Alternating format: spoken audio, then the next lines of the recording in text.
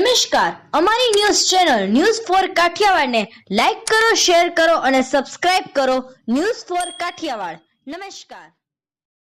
બોટાદના આનંદધામ સોસાયટીમાં ચોરીની ઘટના. બંધ મકાનનો લાભ લઈ ચોર હાથ સાફ કરી સોના ચાંદીની કિંમતી વસ્તુઓ ઉઠાવી ગયા હોવાની ફરિયાદ બોટાદ પોલીસ સ્ટેશન ખાતે આપવામાં આવી. બોટાદના વિહાવા વિસ્તાર પાસે આવેલ આનંદધામ સોસાયટી ગેટ નંબર 4 માંગ રહેતા ઘનશ્યામભાઈ શેખલિયા વ્યવસાય શિક્ષક છે, જે વ્યવહારિક કામ માટે સહપરિવાર 2-3 દિવસ બહાર ગામ ગયા હોય તેનો લાભ લઈ ગઠિયાઓ ઘરમાં હાથ ફેરો કરી ગયા હોવાની ઘટના બોટાદમાં બનવા પામી છે. ઘનશ્યામભાઈ ઘરે પરત આવ્યા ત્યારે ઘરના બારણાનો નકુચો કાપેલો હતો અને કબાટ ખુલ્લો અને વેરવિખેર વસ્તુઓ પડી હતી.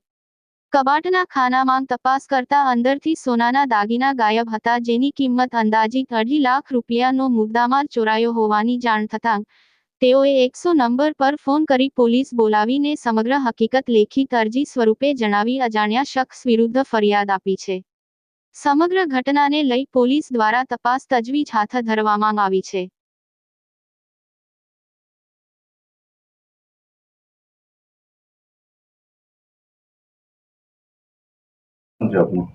ઘનશ્યામભાઈ શેખલિયા. આ કયો વિસ્તાર છે? આનંદધામ સોસાયટી ગેટ નંબર 4. અહીંયા આપણે ચોરી થઈ છે, એ કઈ ઘટના છે? શું આખી ઘટના શું? એમાં એવું છે કે શનિવારના દી સ્કૂલ પૂરી કરીને 5:30 અમે મારા વતન જલાલપુર જવા માટે નીકળ્યા હતા અને આખી રાત ત્યાં જલાલપુર જ હતા. પણ બીજા દિવસે રવિવારે અમે 6:30-7ના સમયમાં અમે આવ્યા ઘરે તો જોયું તો બહારનો લોક એક દીધેલો હતો અને મેઇન ગેટ જે છે મેઇન ગેટ તોડી નાખેલું હતું તાળું અને બાજુમાં પડ્યું હતું તાળું. અને અંદર જઈને જોયું તો તેજોરી અને અલમારી બધું તોડેલું, બધી હાલતમાં બધા કપડાં ને એવું બધું નીકળી ગયેલું જોયું તો મુદ્દામાલ જોઈએ તો ઘરાણું છે, 2.5 લાખ રૂપિયાનું ઘરાણું છે સોના અને ચાંદીનું. એમાં ચેન છે, બુટી છે, 2 વીંટી છે, છડા છે, પહોંચી છે, એમ કરીને 2.5 લાખનું ઘરાણું મારું ચોરાઈ ગયું છે.